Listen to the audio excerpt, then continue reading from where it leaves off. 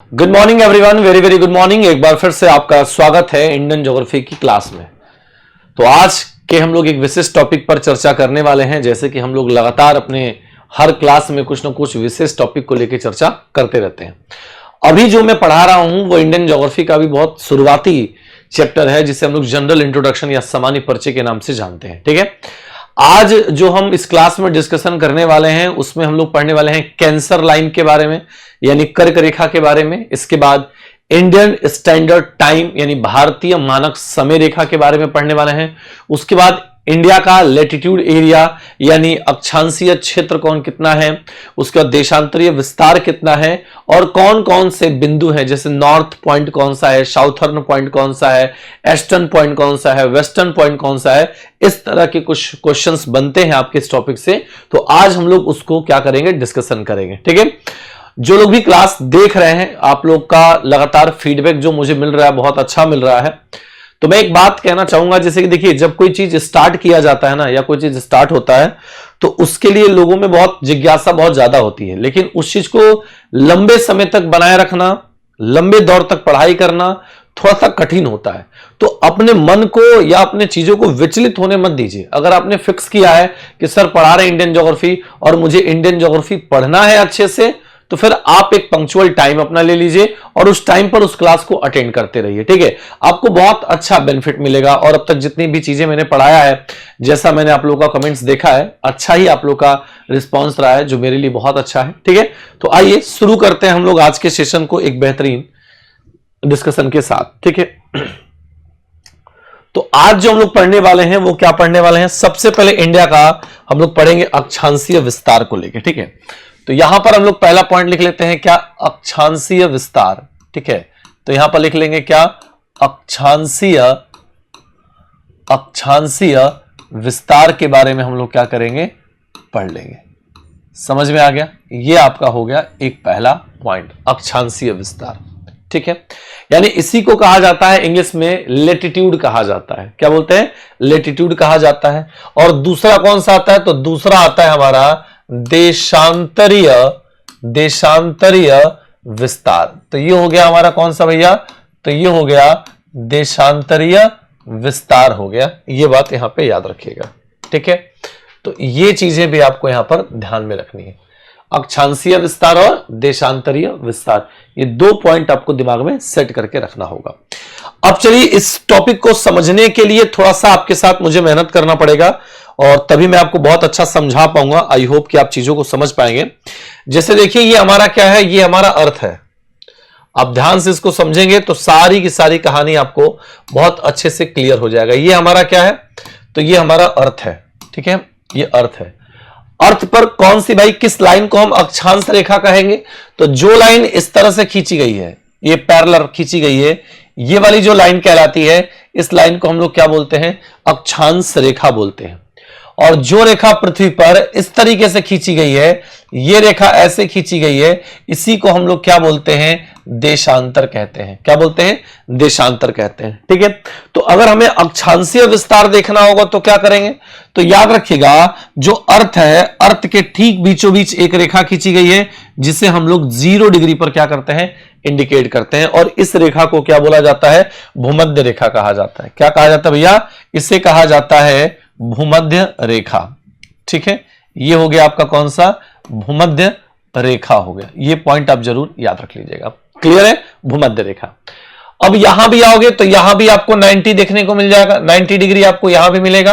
और यहां पर आप आओगे तो यहां पर भी आपको क्या मिलेगा, 90 डिग्री मिल जाएगा। ठीक है, तो भाई जब हम 0 से ऊपर चलेंगे, तो 0 से ऊपर चलेंगे तो क्या होगा, 0 से ऊपर चला जाएगा तो एक अक्षांश, फिर 2 अक्षांश, फिर 3 अक्षांश, फिर 4 अक्षांश, फिर 5 अक्षांश, फिर 6 अक्षांश, ऐसे करते करते करते हम लोग कहां तक पहुंच जाएंगे, 90 अक्षांश तक पहुंच जाएंगे। ठीक है, तो एक चीज समझना होगा, यहां से एक लाइन जाता है और इंडिया कहां पर हमारा है, तो ये हमारा क्या है, ये हमारा इंडिया। ऐसे देख लीजिए, ये हमारा क्या है, ये हमारा पर्टिकुलर ऐसे इंडिया हो गया, ये हमारा यहां पे इंडिया है। अब ये क्लियर करना है कि भाई इंडिया से कौन सी अक्षांश रेखा जाती है, तो एक इंडिया का पार्ट यहां भी आता है, छोटा सा पार्ट यहां भी एक आता है। तो जब 0 से ऊपर की तरफ चलोगे, 0 से ऊपर बढ़ते हैं, तो यहां पर आएगा 1 अक्षांश रेखा, 2 अक्षांश रेखा, 3 अक्षांश रेखा, 4 अक्षांश रेखा, ऐसे बढ़ रहा है। तो यहां से एक लाइन होकर जाएगी, ये वाली लाइन, और ये लाइन इसको टच करेगी, इस वाले पॉइंट को। तो ये जो कहलाएगा, ये कहलाता है 6 डिग्री अक्षांश कहलाता है। क्या कहलाता है भैया? 6 डिग्री अक्षांश कहलाता है। अब इस डिग्री के साथ साथ आपको जोड़ना होगा 4 मिनट जोड़ना होगा, ठीक है। तो 6 अंश 4 मिनट हो जाएगा, समझ में आ गया। अब 6 अंश 4 मिनट है, तो 6 के बाद क्या पड़ता है? 7, और 7 के बाद क्या पड़ता है? 8 पड़ता है। तो यहां पर आगे देखो, फिर एक रेखा यहां से जाएगी इस तरीके से, ये रेखा यहां से चली गई, तो ये हो गया यहां पे, तो ये कहलाया 8 अंश 4 मिनट कहलाया। समझ में आ गया? 8 के बाद क्या होगा?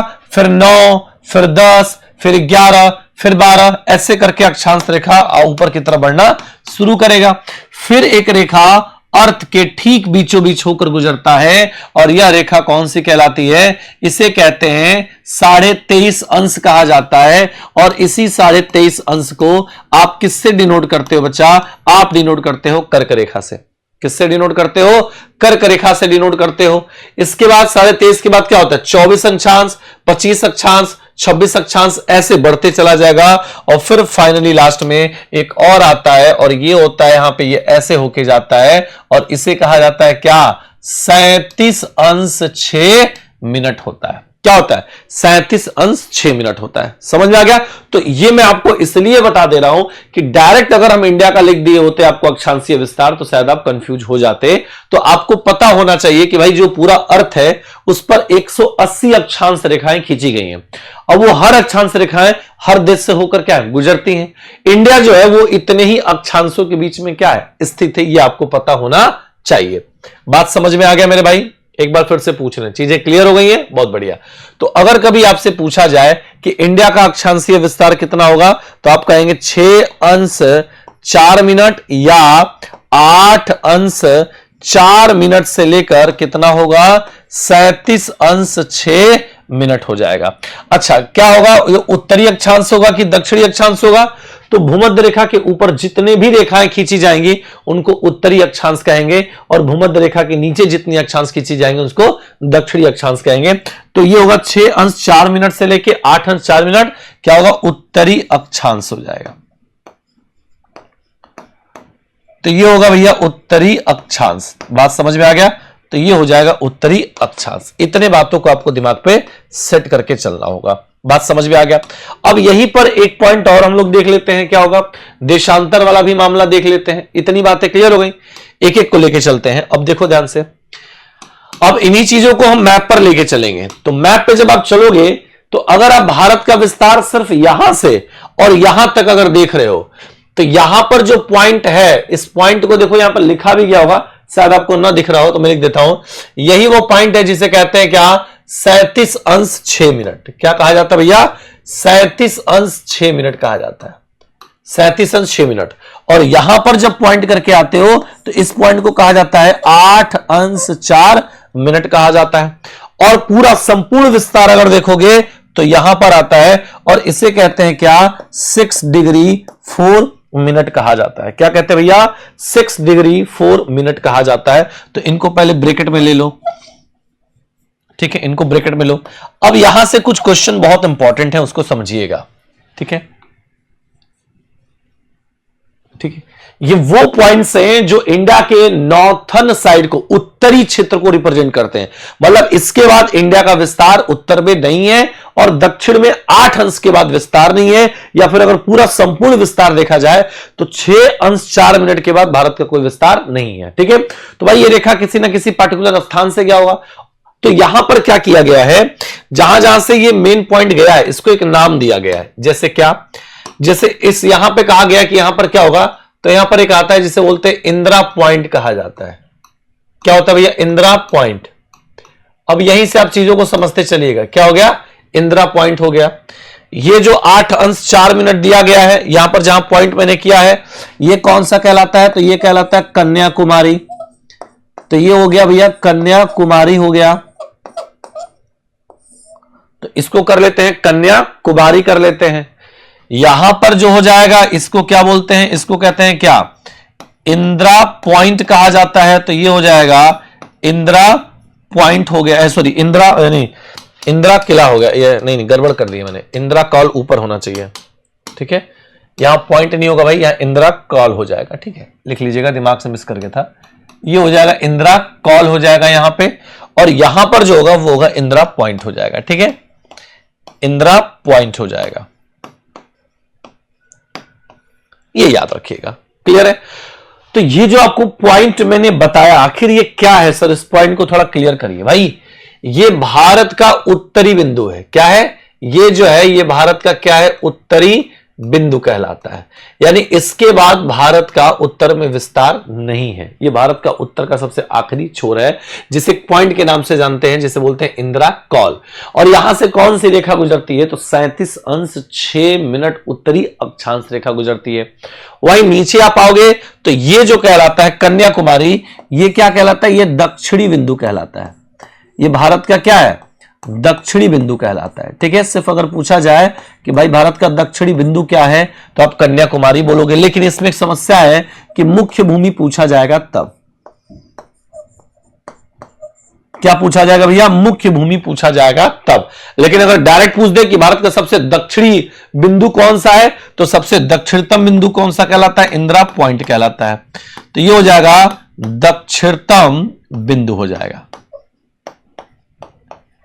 क्या हो जाएगा भैया, दक्षिणतम बिंदु हो जाएगा। इतनी बातों को दिमाग पे सेट करके रखिएगा, आपके एग्जाम के लिए बहुत इंपॉर्टेंट है। समझ में आ गया भाई, समझ में आ गया? ना आया हो तो मैं यहां भी लिख देता हूं भाई। यहां पर अगर आप आओगे तो 6 अंश 4 मिनट क्लियर हो गया होगा आपको, 8 अंश 4 मिनट क्लियर हो गया होगा, और 37 अंश 6 मिनट क्लियर हो गया। तो ये पूरा का पूरा क्या है, ये भारत का अक्षांशीय विस्तार का पैटर्न है, जो मैंने आपको समझा दिया। बोलो क्लियर हुआ भाई?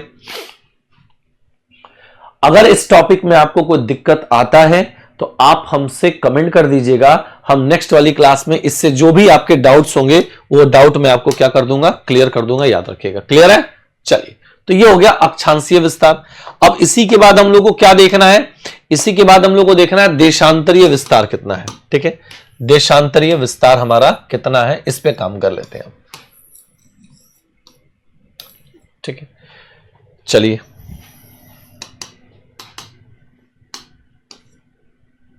ठीक है, इसको ऐसे हटा दें तो ज्यादा अच्छा रहेगा, ताकि आपको समझाने में हमें आसानी होगी, चीजों को बताने। आप मैप तो क्लियर ही कर लिए होंगे कि भाई अगर आपसे पूछा जाए कि इंदिरा कॉल कहां है, अगर देखो थोड़ा समझ लो, ऐसे भी क्वेश्चंस आते हैं जैसे पूछता है कि भारत का उत्तरी बिंदु इंदिरा कॉल किससे संबंधित है, तो आप क्या बताओगे भाई, इंदिरा कॉल कहां पर है, तो इंदिरा कॉल आता है लद्दाख में। कहां पर आता है, लद्दाख में। तो आप इससे कहोगे भैया ये पहले आता था जम्मू कश्मीर में, अब ये कहां पर आता है, तो अब ये आता है लद्दाख में आता है।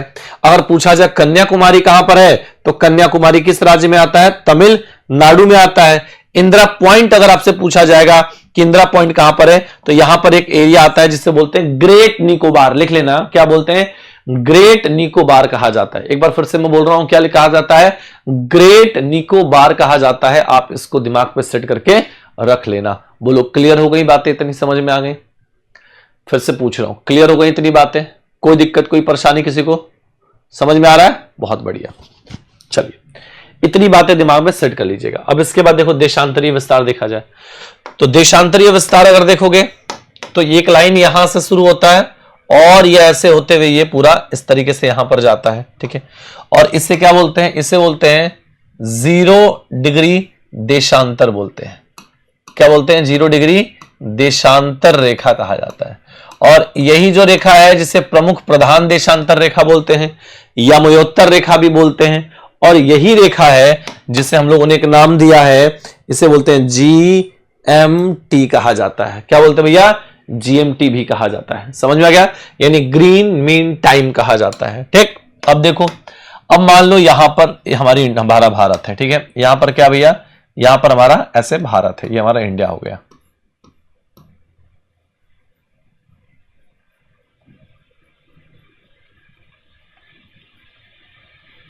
ये हमारा भारत हो गया। ठीक है, अब जब भारत है तो सिंपल सी बात है कि जब भाई 0 से आगे बढ़ेंगे तो 0 से जब यहां पर आओगे तो यहां पर अब 180 डिग्री आपको मिल जाएगा। ठीक है, फिर जब आप यहां से ऐसे आओगे तो यहां पर 180 डिग्री मिलेगा। तो 180 और 180 कितना होता है, 360 होता है। यानी पृथ्वी पर देशांतरों की संख्या कितनी है, 360 है। कितनी भैया, 360 है, याद रखिएगा। तो जब 0 से आगे बढ़ोगे तो एक लाइन जो है वो यहां से भारत के इस पश्चिमी क्षेत्र से होकर गुजरता है। कहां से गुजरता है? इस भारत के पश्चिमी क्षेत्र से होकर गुजरता है। इस बात को यहां पर याद रखिएगा, ठीक है, याद रखिएगा। तो इस चीज को दिमाग पर सेट करके रखिएगा। समझ में आ रहा है? अब यहां पर देखिए, तो ये कौन सा होगा? तो ये होता है 68 अंश 7 मिनट हो जाएगा। क्या होगा भैया? 68 अंश 7 मिनट होगा। इस बात को यहां पर याद रख लीजिएगा, जो सबसे महत्वपूर्ण है। अब 68 के बाद होता है 69, 70, 71, 72, 73। तो एक लाइन और है जो बहुत इंपॉर्टेंट है आपके लिए, आप जानते भी होंगे। एक लाइन बिल्कुल इंडिया के इस वाले एरिया से होकर जाता है और ये ऐसे आता है, और इसे बोलते हैं क्या? इसे बोलते हैं 82.5 अंश कहते हैं। क्या बोलते हैं भैया? 82.5 अंश कहा जाता है। फिर आगे बढ़िए एक लाइन को लेके, फिर एक लाइन यहां से आता है और ये इंडिया के पूर्वी क्षेत्र को टच करते हुए आगे आता है, और इसे कहते हैं क्या? इसे होता है 97 अंश 25 मिनट हो जाता है। क्या होता है भैया? 97 अंश 25 मिनट होता है। अब ये जो आपको मिला है इसको क्या बोलते हैं? IST कहा जाता है, इंडियन स्टैंडर्ड टाइम कहा जाता है, यानी भारतीय मानक समय रेखा कहा जाता है। समझ में आ गया? तो अगर फाइनली अगर आपसे पूछा जाए कि भाई भारत का देशांतरीय विस्तार कितना है, तो कहोगे सर 68 अंश 7 मिनट से लेकर 97 अंश 25 मिनट। तो 25 मिनट क्या, ये क्या होना चाहिए? 25 मिनट तो कहोगे पूर्वी देशांतर होना चाहिए। क्या होना चाहिए भैया? पूर्वी देशांतर। बात समझ में आ गया? क्या होना चाहिए भैया? पूर्वी देशांतर होना चाहिए। समझ में आ गया मेरे भाई? तो इस चीज को यहां पर अच्छे से दिमाग पे सेट कर लेना। मैं अपने तरफ से पूरा प्रयास कर रहा हूं कि आपको इजी तरीके से ये वाला टॉपिक आपको समझा पाऊं, ताकि कोई दिक्कत ना हो। बस इतना जानिए कि अगर आपका कहीं पर घर है, आप उसे मैप पर देखेंगे तो वो दिखाता है ना कितने अक्षांश और कितने देशांतरों के बीच स्थित है। ठीक वैसे ही पृथ्वी पर समय को जानने के लिए और हर देशों की स्थिति को जानने के लिए, दूरी को जानने के लिए दो रेखाओं को खींचा गया, एक अक्षांश कहलाता है और एक देशांतर कहलाता है। ठीक है, तो इन्हीं रेखाओं से ये जो रेखाएं हैं ये बहुत सारे देशों से होकर क्या होती हैं? गुजरती हैं। सिंपल सी बात है। और यही रेखाएं हर देश के पर्टिकुलर को क्या करती हैं? एरिया को सेट करने का काम करती हैं। तो हमें ये पता चल जाता है कि हमारा जो इंडिया है वो वेस्ट में कितने अक्षांश पर है भैया, या कितने देशांतर पर है। तो यहां पर जब आओगे तो ये होता है 68 अंश 7 मिनट यहां पर हो जाता है। और जब यहां पर चलोगे तो यहां पर क्या होता है? यहां पर हो जाता है आपका, ठीक है, यहां पर जो होगा वो याद रखिएगा क्या होगा? 97 अंश 25 मिनट, है ना? 97 अंश 25 मिनट हो जाएगा। 97 अंश 25 मिनट हो जाएगा। क्लियर है? अब यहां पे दो बातें और निकल कर आता है कि सर 68 अंश 7 मिनट आपने यहां बताया और 97 अंश 25 मिनट आपने यहां बताया। अब देखो इसी के बीच में एक लाइन और ड्रॉ किया गया, ये वाली लाइन देख रहा है आपको? ये वाली जो लाइन एकदम स्ट्रेट खींची गई है, देखिए इसको मैंने आपको बताया भी, अभी इस चीज को लेके अच्छे से बताया, समझाने का प्रयास किया इस तरीके से।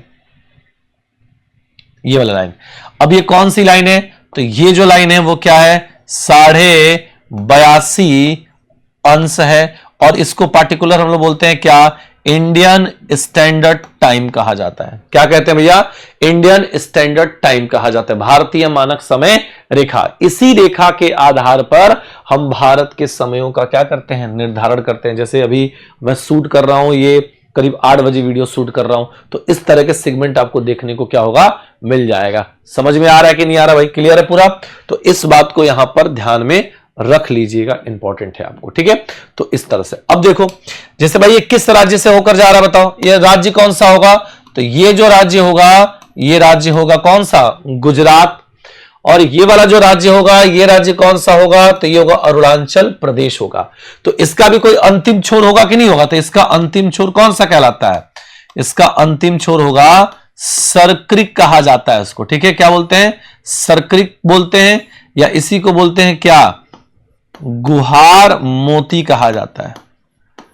क्या बोलते हैं भैया? गुहार मोती कहा जाता है। ठीक, अब यहां पर आ जाओ, ये जो कहलाता है इसे बोलते हैं क्या? वलांगू बोलते हैं। क्या बोलते हैं? वलांगू, या एक और नाम लिख सकते हो, इसे बोलते हैं क्या? किबदू बोलते हैं। ठीक है, किबदू कहा जाता है। समझ में आ गया? तो ये सर्करिक और गुहार मोती हो जाएगा, या वालांगू या किबुदु कह सकते हो।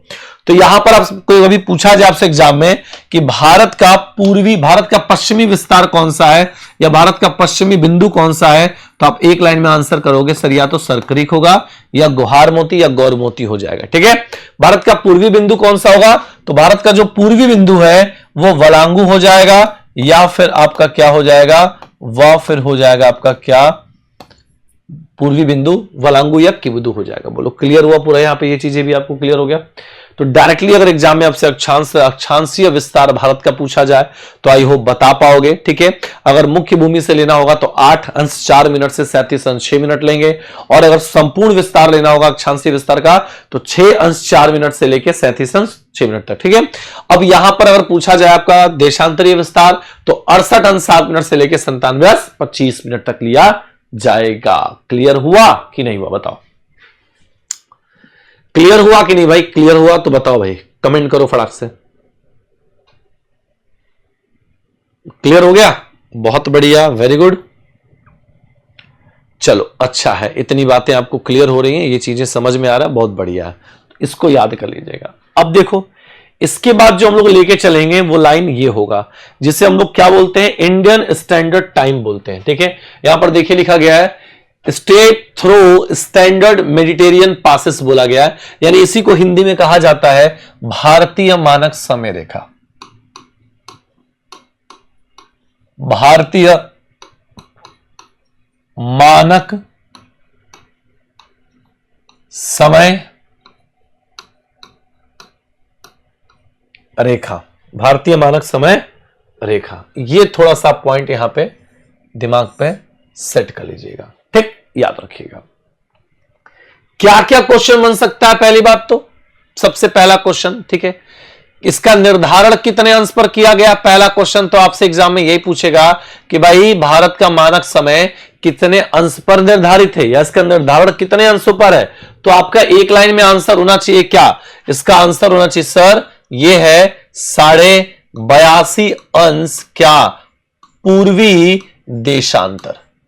क्या होगा, पूर्वी देशांतर पर इसका क्या है निर्धारण किया गया है। दूसरा पॉइंट यहां से क्या बनेगा, कितने स्टेट से होकर जाता है, या यहां से पूछा जाए इसका मानक समय कब तय किया गया। मानक समय जो है मानक समय, अब मानक समय से दो बातें निकल कर आ जाएंगी, ध्यान समझिएगा, बहुत इंपॉर्टेंट है। मानक समय से दो बातें निकल कर आएगा, पहला कि सर्वप्रथम कहां पर किया गया था, पहली बात निकल कर आएगा जो टेम्पररी तौर पर किया गया था, टेम्पररी था, परमानेंट नहीं था, और इसका मानक समय आखिर वर्तमान में भारत का मानक समय कहां पर है। ये दो क्वेश्चन बहुत इंपॉर्टेंट है, कई बार आता है, खैर अब तो पूछा नहीं जाता लेकिन हमको जानकारी होनी चाहिए। तो भारत का जो सबसे पहला मानक समय बनाया गया था, मानक समय निर्धारित किया गया था, वो किया गया था कहां पर, नैनी में किया गया था, और वर्तमान समय में इसका मानक समय कहां पर निर्धारित है, तो ये हो जाएगा मिर्जापुर में। कहां पर होगा भैया, मिर्जापुर में इसको निर्धारित किया गया है। समझ में आ गया, कहां किया गया, मिर्जापुर में निर्धारित किया गया। दूसरा प्रश्न यहां से बनेगा, ये कितने स्टेट से होकर जाता है, आप हमें क्लियर करो सर, ये कितने स्टेट से जाएगा, तो ये 5 स्टेट से जाएगा। कितने, 5 स्टेट से जाएगा। आखिर कौन कौन से 5 स्टेट से, आइए देखते हैं। यहां देखिए मिर्जापुर लिखा भी है यहां पर, ठीक है, तो ये यहीं पर तय किया गया है, जितना मिर्जापुर में बजेगा टाइम वो पूरे भारत का टाइम जोन होगा। ठीक है, सबसे पहले जाएगा कहां पर, उत्तर प्रदेश से होकर जाएगा। ठीक है, यहां पर यूपी लिखा भी है। उत्तर प्रदेश के बाद ये जो है वो कौन सा है, मध्य प्रदेश से जाएगा। मध्य प्रदेश के बाद कहां से होकर जाएगा, छत्तीसगढ़ से होकर जाएगा। छत्तीसगढ़ के बाद कहां से जाएगा, उड़ीसा, और उड़ीसा के बाद कहां से होकर जाएगा, आंध्र प्रदेश। कहां से होकर जाएगा भैया, आंध्र प्रदेश। क्लियर हुआ। अब एक क्वेश्चन बड़ा इंपॉर्टेंट यहां पर आता है कि छत्तीसगढ़ में इसकी क्या है, छत्तीसगढ़ में इसका सर्वाधिक विस्तार है। ठीक है, सर्वाधिक विस्तार अगर पूछ दे कि भैया इंडियन स्टैंडर्ड टाइम का सर्वाधिक विस्तार किस राज्य में देखने को मिलता है, तो छत्तीसगढ़ में इसका सबसे ज्यादा विस्तार देखने को मिल जाता है। समझ में आ गया भाई, बताओ क्लियर है, कोई डाउट किसी को। इतनी बातें आप जरूर यहां पर याद रखिएगा। एक क्वेश्चन और बड़ा डिस्कशन किया जाता है कि भाई ये हमारा इंडियन स्टैंडर्ड टाइम है और ये जीएमटी है, इसी के आधार पर, जीएमटी के ही आधार पर विश्व के सभी देशों के समयों का निर्धारण किया जाता है। तो भाई 0 है और हम लोग 0 से क्या है आगे हैं, 82.5 पर है। तो पूछा जाता है कि जो इंडियन स्टैंडर्ड टाइम है वो जीएमटी से कितने घंटे आगे है। ये पूछा जाता है कि भाई ये कितने घंटे आगे चलता है भारत का समय। तो याद रखिएगा वो चलता है 5.5 घंटे आगे। कितने घंटे आगे? 5.5 घंटे आगे। कहोगे सर कैसे? तो आप कुछ करिएगा मत। जैसे एक देशांतर बराबर कितना होता है? 4 मिनट होता है, याद रख लीजिएगा। तो कितने हमारे देशांतर होते हैं भैया? 82। तो कर दीजिए 82 गुणे 4 करिए तो 4 दूनी का 8 हो जाएगा और 8 चौके 32 हो जाएगा। तो 328 आया। इसको निकालेंगे और उसको भाग दे देंगे तो आपका निकल के चला कितना? 5.5 घंटे। ठीक है, क्या है ये? इंडियन स्टैंडर्ड टाइम क्या है? आगे है। आगे किससे आगे भैया? तो जीएमटी से आगे है। किससे आगे है? जीएमटी से आगे है। इतनी बातें समझ में आ गई भाई? कमेंट करिए और बताइए इतनी बातें आपको प्रॉपरली समझ में आया कि नहीं आया। इससे ज्यादा क्वेश्चंस और नहीं बनते हैं, इतनी ही क्वेश्चंस आपको देखने को मिल जाएंगे। ठीक, चलो ये बात आप यहां पर याद रख लीजिएगा। चलिए अब इसके बाद एक पॉइंट और आता है और वो आता है ट्रॉपिक ऑफ कैंसर। क्या आता है भैया? ट्रॉपिक ऑफ कैंसर आता है। तो सारी चीजें इसी पर लिखी गई हैं, हम लोग इसी के थ्रू पूरा डिस्कशन कर लेंगे तो क्लियर हो जाएगा। ट्रॉपिक ऑफ कैंसर यानी लिखा गया है कर्क रेखा के बारे में। किसके बारे में? कर्क रेखा के बारे में। सबसे पहले कह रहा है कि in India Tropic of Cancer passes through 8 states, यानी जो ये भारत ये कैंसर लाइन है वो भारत के कितने राज्यों से होकर गुजरता है? तो 8 राज्यों से। कितने राज्यों से भैया? 8 राज्यों से होकर गुजरता है। फिर बोलता है nearest city to the tropic of Cancer, ठीक है, बहुत सारे हैं, उदयपुर इन त्रिपुरा। त्रिपुरा इसका सबसे नियरेस्ट भी माना जाता है। ठीक है, बोलता है कि maximum length of tropic of cancer in Madhya Pradesh, इसकी जो सबसे ज्यादा लंबाई है वो किस राज्य में देखने को मिलेगा? तो सबसे ज्यादा लंबाई ट्रॉपिक ऑफ कैंसर की मध्य प्रदेश में देखने को मिलेगा। Minimum length of tropic of cancer in कहां पर? राजस्थान में। ये बहुत इंपॉर्टेंट है। कई बार हम गलती त्रिपुरा को लेकर कर देते हैं, हमें लगता है कि त्रिपुरा में सबसे कम विस्तार है या सबसे कम लंबाई है कैंसर लाइन की, पर ऐसा नहीं है। सबसे कम लंबाई कहां पर मिलेगा आपको? राजस्थान में मिल जाएगा। और सबसे ज्यादा विस्तार इसका कहां पर है? मध्य प्रदेश में। तो ये दो बातें यार आप जरूर याद रखिएगा, ये दोनों की दोनों बातें बहुत इंपॉर्टेंट है। एक क्वेश्चन और मैं यहां पर डिस्कशन करूंगा आपके साथ, जो क्वेश्चन यहां से पूछा जाता है। एक रिवर है, उस रिवर का नाम है माही, और माही यहां से ऐसे निकलती है और माही निकलकर यहां गिर जाती है। तो माही रिवर क्या करती है? ये जो माही रिवर है ये इसे 2 पार्ट्स में डिवाइड करती है। तो यहां पर देखिए नीचे एक पॉइंट लिखा भी गया है कि Mahi river is the only river in India that cuts the tropic of cancer twice. याद रखिएगा, यानी 2 बार ये माही नदी है, 2 बार कर्क रेखा को काटती है। वो भारत की इकलौती नदी कौन सी है? माही नदी कहलाती है। क्लियर है? एक बात और याद रखिएगा, यहां पर ये रेखा ठीक है, ये रेखा भारत को 2 बराबर भागों में विभाजित करती है। ये लिख लीजिएगा पॉइंट करके कहीं पे। ठीक है, तो टॉपिक ऑफ कैंसर से बहुत बड़े बड़े क्वेश्चन नहीं आते, नॉर्मल बेसिक क्वेश्चंस आते हैं। आपको सीक्वेंस जरूर पता होना चाहिए, कभी कभी दे देता है। तो आप यहां से चलिए चलते हैं, हम लोग देखें जैसे कौन कौन से स्टेट्स हैं। ये हमारा वेस्ट कहलाता है और ये हमारा भाई कौन सा है? ईस्ट कहलाता है। चलो देखते हैं कौन कौन से होंगे भाई। सबसे पहले कौन सा आएगा? गुजरात आ जाएगा। गुजरात के बाद कौन सा होगा? राजस्थान। राजस्थान के बाद कौन सा होगा? मध्य प्रदेश। मध्य प्रदेश के बाद छत्तीसगढ़। छत्तीसगढ़ के बाद झारखंड। झारखंड के बाद वेस्ट बंगाल। वेस्ट बंगाल के बाद त्रिपुरा, और त्रिपुरा के बाद क्या होगा? मिजोरम। तो आपको पश्चिम से पूरब और पूरब से पश्चिम, ये दोनों चीजें आपको याद रखनी है। ज्यादा इंपॉर्टेंट यही आपको थोड़ा सा नया मिलेगा कि सबसे ज्यादा इसकी लंबाई है कहां पर? तो मध्य प्रदेश में। कहां पर है भैया? मध्य प्रदेश में इसकी लंबाई सबसे ज्यादा है और राजस्थान में इसकी लंबाई सबसे कम मानी जाती है। क्लियर है? तो ये हमारा आज का सेशन रहा। ठीक है। आप इस पर ध्यान मत दीजिएगा कि सर क्लास बहुत कम छोटी हो रहा है या बड़ा हो रहा है, मैं उतनी चीजों को लेके चल रहा हूं जो एक दिन में मैं समाप्त कर पाऊं, ठीक है। हमें अच्छे से पढ़ना है इस बार। हम हर बार तो बहुत ज्यादा पढ़ने के चक्कर में, बहुत लंबी क्लास के चक्कर में बहुत सारी चीजों को भूल जाते हैं, ठीक है। किसी विषय को धीरे धीरे पहले स्टार्ट करिए, उसके रिदम पर आइए, फिर अपने आप लेक्चर का ड्यूरेशन बढ़ जाएगा और आपको उस लंबे ड्यूरेशन को एक्सेप्ट करने की क्षमता भी आपकी क्या होगी, बढ़ जाएगा, ठीक है। तो आज का बहुत बेसिक था, बहुत ज्यादा कोई अलग से चीजें नहीं थी, पर फिर भी मैंने कोशिश किया कि इसको पढ़ाना है, क्योंकि एक पार्ट है ज्योग्राफी का, और जब भी हम सामान्य परिचय पढ़ते हैं तो हर छोटी से छोटी बात आपको बतानी जरूरी होती है, क्योंकि वही छोटी छोटी बात आपके एग्जाम के लिए बहुत महत्वपूर्ण क्वेश्चन बन जाता है, ठीक है। तो ट्रॉपिक ऑफ कैंसर हम लोगों ने चर्चा किया, इंडियन स्टैंडर्ड टाइम पे चर्चा किया हम लोगों ने। एक दो क्वेश्चन और भी बनते हैं कि भारत के मानक समय में कितने घंटे का अंतर है, तो 2 घंटे का भारत के मानक समय में अंतर है। भारत में सबसे पहले सूर्योदय कहां पर होता है, तो अरुणाचल प्रदेश में होता है। तो ये छोटी छोटी बेसिक क्वेश्चंस है, इसको मैं अभी और आगे डिस्कशन कराऊंगा, तो इसलिए आपको घबराने की आवश्यकता नहीं है, ठीक है। तो चलिए आज के लिए थैंक यू सो मच, फिर मिलते हैं हम एक नए सेशन के साथ, एक नए टॉपिक के साथ। तब तक के लिए जय हिंद, जय भारत। आप जरूर कमेंट किया करिए, एक बार फिर कह रहा हूं, हर क्लास को करने के बाद आप अपना अनुभव हमसे जरूर साझा करिए, कैसे फील कर रहे हैं इस सीरीज को मैं अगर लेके आया हूं तो इससे आपको अच्छा फील हो रहा है कि नहीं हो रहा है, ये हेल्पफुल है कि नहीं है आपके लिए, तो आप कमेंट जरूर किया करें, ठीक है। जय हिंद, जय भारत।